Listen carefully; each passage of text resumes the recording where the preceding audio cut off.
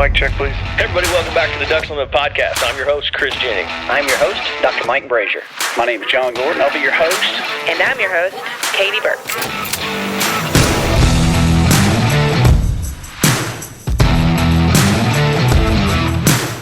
Welcome to the Ducks Unlimited Podcast, the only podcast about all things waterfowl. From hunting insights to science-based discussions about ducks, geese, and issues affecting waterfowl and wetlands conservation in North America. We bring the resource to you, the DU Podcast.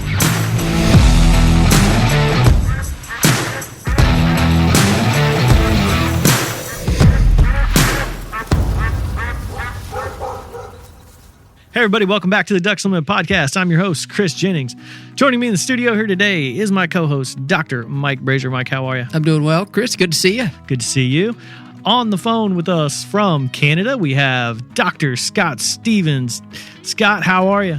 I'm good. Always good to connect with you guys, Chris. It is. You are always, or I can't say always, but typically one of our most popular guests. And while I'd like to give you all the accolades in the world here, I think it also has to do with the fact that you bring very good news to U.S. waterfowl hunters this time of year.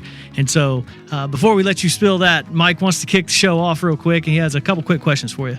Well, before I get to the questions, I also do want to clarify that it's partly because I think we learned a few years ago that the high ratings we always get for Scott's episodes are the ones, or it's because of his mother just kind of constantly downloading the episode on as many devices as possible. And I suspect she kind of enlists the help of all of her friends and neighbors in doing that. Do you think that's true?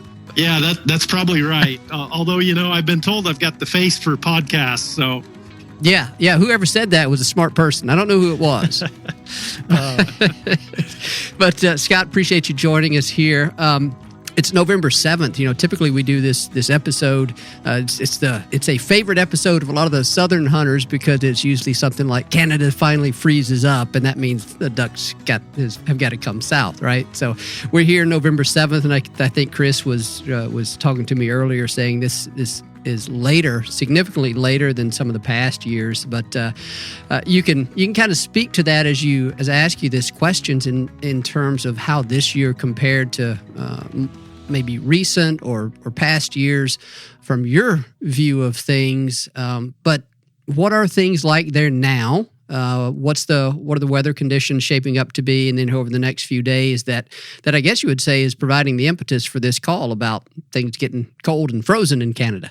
Yeah, well, things have definitely cooled off. I think last weekend I was looking at the forecast thinking, I should say weekend before last, I was looking at the forecast thinking, this is probably the last weekend of shooting ducks and geese for me. That extended a little bit longer, and I was able to get out this weekend and had great success, but the birds are not going to be here for long because we'll have highs below freezing here soon. So that'll move a lot of birds. We got some snow last night, so birds will definitely be moving. And Scott, just to clarify for our audience, where exactly are you located when you say here? Because the Prairie, Canada especially, is of such a vast area. Where are you located? Yeah, so I'm just north of Winnipeg. I'm in Stonewall, Manitoba, which is the closest little community to our head office at Okamic Marsh. Okay, perfect. And, on my phone, I have my weather app, and I have several different cities that are kind of listed in there that I watch as the weather goes. And I know it looked like it was a little bit earlier because one of those cities is Saskatchewan. I just have that in there just as kind of a barometer of weather in Canada. And it looked like the weather fell out there, maybe, 5 to 7 days ago, pretty hard. They're negative temperatures, and it doesn't appear to be that you guys a little further east are not that cold. Is that correct? Yeah, we were cold last night, and I was just out today at lunchtime, and we had creeped above the freezing mark because things were melting. But that's right. And what's typical, Chris, is that the fronts this time of the year would move west to east. So, Alberta and Saskatchewan would get them first, especially those that involve snowfall, and then they push further east into Manitoba. So I know Saskatchewan was getting the snow a couple days ago. We got it last night, so that's pretty common. I got one more question, and I'll pass it off to Mike here. But overall, I think just kind of looking back at how the winter kind of progressed into, from fall into winter. How did that go for you? Even starting back in early September, as far as habitat and the hunting. Yeah, well, I would say the habitat, we had improved in the spring, but then after that, we didn't get a ton of rain to kind of continue that improvement. So I know when I first got out in the fall, things were better than they were last year, but they were not quite as good as I had hoped. And, of late, we've got some more precipitation. So I know many times we've talked about on the podcast the importance of soil moisture and good frost seal as we're freezing up is important. We've got some of that precipitation to improve the soil moisture. So I think, that sets us up pretty well coming into the winter to, if we get snow and that runs in the springtime, it'll have more impact with that good soil moisture and frost seal if we get that now, like we're set up. Scott, you and I spoke earlier, it might have been September, as you were kind of getting out to the start of the hunting season up there and you were chasing blue wings. And I think at that time you told me about, you remarked about the late hatch of some of the birds this summer. You were still seeing young broods, maybe in early September, late August. And there was some concern at the time that, it's great to see that sustained reproduction over the course of the summer. But if we got like an early cold spell or something, it might, it could bode poorly for those birds. That obviously didn't happen. We didn't get any terrible weather. But how would you, I guess, classify the months of September and October relative to your past experience? I know you haven't lived in Winnipeg for very long, but you've been on the prairies for a number of years. So how would you characterize this just in terms of, relative to the typical year, you might say?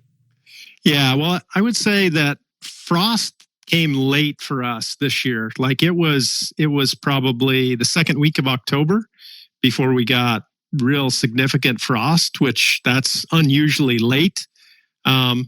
So, you're right. Those late hatch broods turns out they had plenty of time. It was a good year to be a late hatch brood because we didn't have an early freeze up. So that definitely helped, helped out that late production. Should have had time to get on the wing for sure. And then another question kind of related to reproduction this year, which we were all optimistic about given the rains that we saw earlier in the, I guess, late winter, early spring. And I've heard a number of reports, some from you, about obvious evidence of reproduction this year from various dabbling duck species, pretty much any kind of duck species that we would have found there in the prairies. Has that continued to be the case for you? As you've been out hunting, still seeing a number of young birds in your harvest? How has that continued to shape up? Yeah, I would say that what I've seen in the harvest as the season has gone on is what I would call more normal, ratio of juveniles to adults. It was striking last year how few juveniles there were. There's a more normal ratio where there's a decent number of juveniles. There's still some adult birds, but, you still see quite a few juvenile birds. In fact, not this past weekend, but the weekend before, I had shot a banded Drake mallard that was banded in August at Delta Marsh. I harvested it down in southwest Manitoba. And it was banded as a juvenile bird. So it had trekked its way a little way south, but didn't make it too far. And I guess another question related to your harvest, what you're observing from that, and then what you can extrapolate from that, given your knowledge of waterfowl ecology and waterfowl biology. I guess it was last year that early on in the harvest season or in the hunting season, a lot of the drakes were already well plumed. It's like they had given up on breeding earlier in the summer, and they had gone on to molt. And then by the time the hunting season opened up, you were seeing a lot of fully plumed, good-looking drakes. Did you notice a big difference in that this year? The idea being that the better the conditions are, those drakes will stick around for later into the summer for additional breeding opportunities, and then they molt a little bit later so that by the time hunting season rolls around, they're maybe not fully plumed yet. Did that bear out the way we kind of think it does? Yeah, I think so. It's a little bit hard to tell because, I also wonder if those birds that have molted and kind of are ahead of schedule and put on put on body fat and those kind of things if then they're migrating out of some of these areas like I'm in, because they're the birds that are in the best shape and can kind of go whenever they need to. But yeah, I think there was evidence of that we saw birds around that, all of them weren't even now. I mean, they're plumed up, but you can still see that they haven't been in that shape forever. You still see a few feathers that were still molt was going on.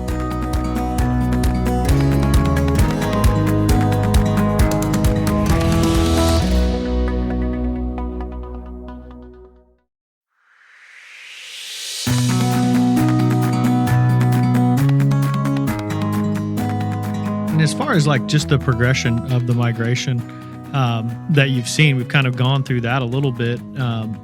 My big question, I think a lot of waterfowl hunters, throughout the country are curious, what's left up there? Once that temperature plummets, can you kind of explain how that process works? I mean, I know ideally, even in the magazine, we like to paint this picture of a grand passage where everything just takes off one day and flies, but it doesn't necessarily work that way. So as kind of explain the progression of the migration up there for our audience who may not understand, your gadwalls and some of your smaller wetland feeding, puddle ducks are going to probably bail out pretty quick. But then, some of the larger ducks and geese are still hanging around. So kind of describe that progression you guys are and where you're at right now. Yeah, that's definitely the case, Chris. As the water starts to tighten up and we start to freeze, species like gadwall, they're not typically feeding in fields. Teal, same kind of thing, not much field feeding by them. So when those shallow water areas are locking up, that primary food source for them is gone. So they'll be migrating. That's in contrast to mallards and pintails and Canada geese and those kind of things that are just needing deeper roost water, and then they're flying out to fields to feed on, barley or wheat or corn or those kind of things. So at this point, there's still plenty of mallards around up here, Canada geese, but yesterday we were getting snow that kind of begins to cover up some of that food. And then, like I said, we're forecast to have highs, below freezing here this week, and that will really lock things up and send those birds on their way too.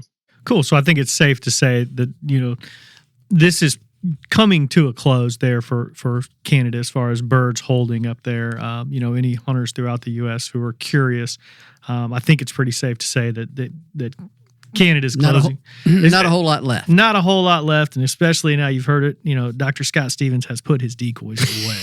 So that's right. It is now official. Cue that song "Closing Time."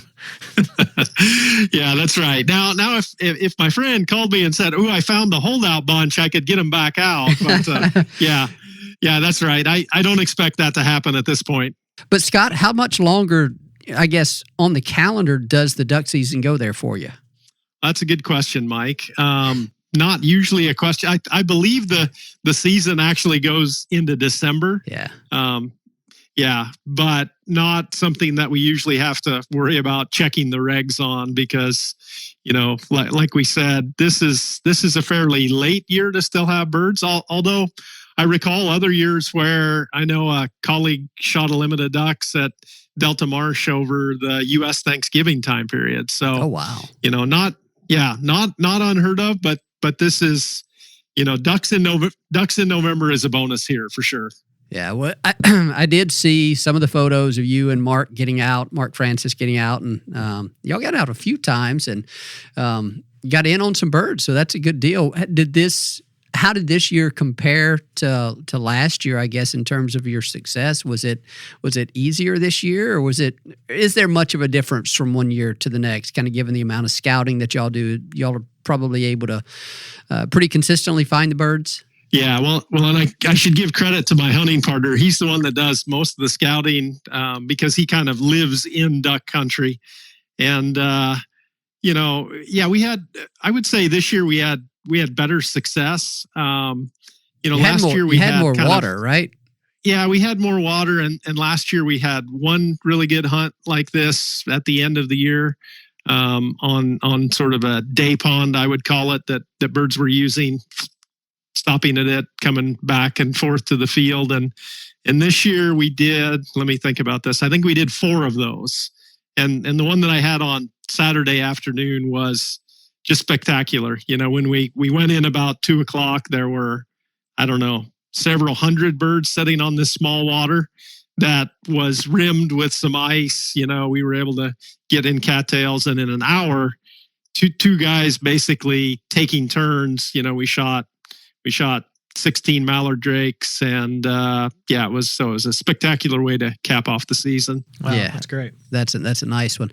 Hey, we'll probably start wrapping this up here at some point, but I did want to ask you, typically whenever we talk, you've got some kind of new decoy project going or some sort of new decoy tactic. Actually, when we spoke earlier this year, I forgot to ask you if, again, this year you employed the new song dog decoy. and so you and I were trading emails here earlier today, and you confirmed that you again did put it out there. So remind our listeners what we're talking about with the old song dog decoy. How did you implement, and do you think it still works? Well, yeah. So the idea is, the song dog is a coyote decoy. That the one that I have is kind of a silhouette. Oh, it's not a full body. It's not a full. You got to have a full body. No, well, mine's a silhouette. It's easier to transport, all those things. All the benefits of a skinny song dog, I guess. But the idea is, if you're hunting a big field, you put the coyote decoy out in the part of the field that you're not set up in, and then the geese are kind of a little less likely to land and set up shop there. So I did put it out. I was hunting a big field that was like a half section. I kind of put it over, in one quarter or one half of the field. I set up in the other half, and we did pretty well. And then I left it at home on Saturday morning. It was the same kind of thing, a big field, big cornfield, big half section. And, we did pretty well there too, but I had to get out of the blind and go run birds off out of the other part of the field pretty early in the morning. So, I'd say it's not a bad idea. I kind of like the concept, and I do think it has some utility. So. Now, I was doing a little bit of research on coyotes here before I came onto this episode, because I want to make sure I had my understanding of their biology correct. They do run in packs, right? So if you just have one song dog out there, it's probably not going to look as realistic to the birds. So you might want to think about at least 3. My wife tells me that it can't be 2; it needs to be some sort of odd numbered thing. So you're going to need to work on that. You're also going to need a slotted decoy bag though once you get multiple things. So you have some things to work on now over the winter. You're going to need a decoy trailer just for your song dog decoys. I think you need to work on a sponsorship for us on this, Mike. That's, the official coyote decoy of Ducks Unlimited. So, hey, I wonder if Brooke Richard is listening to this episode. We can get him to work on that. Higdon Outdoors to work on a song dog decoy. We will talk with our partners for sure. Okay. There you go. Oh, all right. Well, let's see. We've probably run this episode fully into the ditch with that.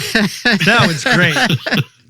Scott, I think we accomplished everything that we want to accomplish here, including a new partnership with the song dog decoy manufacturer. I think the kind of the headlines of this is, that Canada, Prairie Canada especially, is definitely locking up. Birds are... What's left up there are some of the hardy, probably some Canada geese, probably some big diving ducks really holding out up there, but they're not going to be able to hold out for too much longer.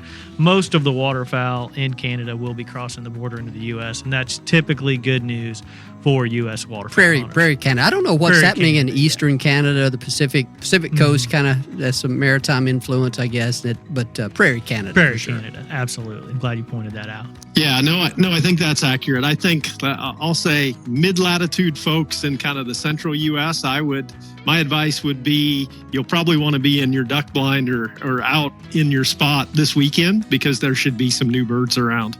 Thanks, Scott. I really appreciate you coming on here, taking the time to inform all of us U.S. waterfowl hunters and just keeping us in the loop. That's great. Yeah, always happy to do that. I think many times Mike has said maybe I'm more entertainment than information, but that's okay. We'll take it all, and we'll hope you don't clue in too much on the real reason for having you on these calls, so that you'll continue to do it. Always great to catch up with you, Scott. We appreciate it, man. Yep. Thanks a lot, Scott. Yep. Take care. I'd like to thank Dr. Scott Stevens for coming on the show today and providing us with an update from Prairie, Canada as far as habitat, hunting, and just letting those U.S. hunters know that they really should be looking, at least mid-latitude, should start looking at finding their way to the duck blind. I'd like to thank Chris Isaac for putting the show together and getting it out to you. And I'd like to thank you, the listener, for joining us on the DU podcast and supporting wetlands conservation.